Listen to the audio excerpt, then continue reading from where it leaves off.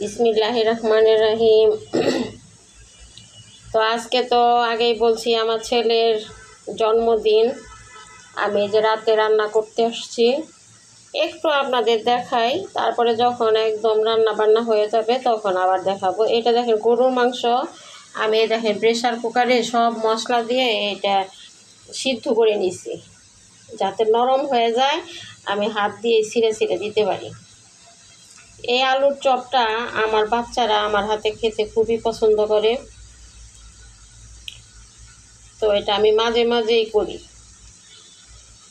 তো এটা করতে গেলে আমার একজন মানুষের কথা খুবই মনে পড়ে, সেটা হচ্ছে আমার মামাতো ভাই। আমার চেয়ে অনেক বড়। আমার হাজব্যান্ড যখন ব্রাকে চাকরি করতো, ওই ভাইও চাকরি করতো, আমার বাসায় যাইতো। তো আমার এই চপটা খেয়ে না সে সবসময় বলতো, মুক্তি তোমার চপটা না অনেক মজা হয়। এই চপটা করতে গেলেই ওই ভাইয়াটার কথা আমার খুব মনে পড়ে। সে আজকে দুনিয়াতে নাই, সে মারা গেছে। অনেক ভালো মানুষ ছিল, অনেক। তো এখানে আমি হলুদ, তারপরে ধনিয়া সস, তারপরে জিরা, গরম মশলা, তারপরে হলুদ, মরিচ, সস সবই দিছি, লবণ। আর এই যে দেখেন কাঁচা পেঁয়াজ দিছি কতগুলা, কাঁচা মরিচ দিছি কতগুলা, এই যে চিলি ফ্লেক্স। অনেকে চিলি ফ্লেক্স চিনেন না। চিলি ফ্লেক্স মানে কি, ওই শুকনা মরিচ ভেজে যেটা, মানে একদম মিহি গুঁড়া না, এই যে দেখেন ক্লোজ করে দেখাই এরকম, সেটাকে বলে চিলি ফ্লেক্স। এটা আমি হাতে করে নিছি। আর এর মধ্যে বিশেষত এটা আমি পোলার মতো দিব, যে বেরেস্তা বেশি করে করে রাখছি, এটা আমি এর মধ্যে দিব, এই চপের মধ্যে দিব, তাহলে কি খেতে অনেক মজা লাগে।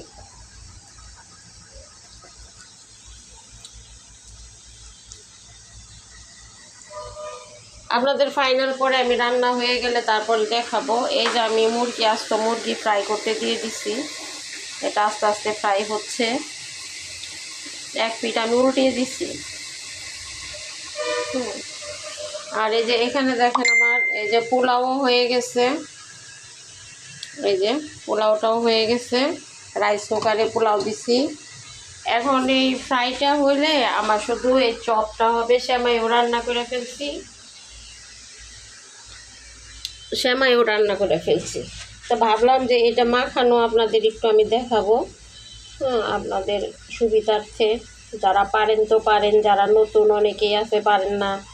যেমন এই যে আমার পাশের বাসার এক ভাবি, নতুন বিয়ে হয়েছে, পারে না রান্না। আমি বললাম যে কোনো কিছু দেখাইতে হইলে আমাকে বললেন।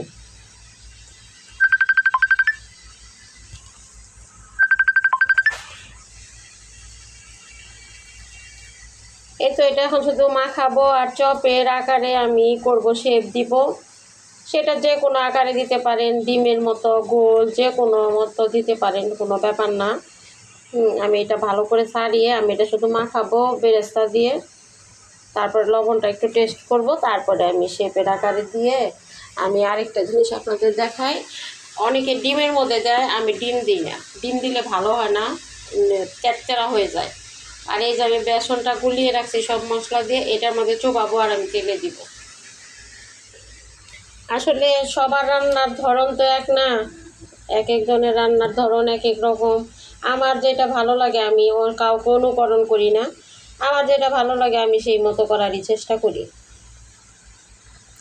তা আজকে খুবই ব্যস্ত, খুব একটা ফেসবুকেও থাকতে পারি নাই। 2টা ভিডিও ছাড়ছি সকাল থেকে। রাইতে ছাড়তে পারবো কিনা রাতে জানি না, যদি না ছাড়তে পারি আল্লাহ বাঁচিয়ে রাখলে সকালে ছাড়বো।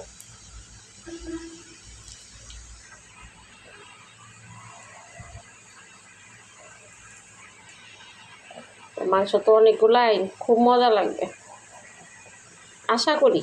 এখন আমার রান্না আমি তো আর বলবো না, যারা খাবে তারাই বলবে যে কেমন হয়েছে। এটা যে তেলের অংশ তো ছাড়তে চাচ্ছে না, বেছে বেছে মাংস বের করলাম, তারপরও তেলের অংশ আসলো।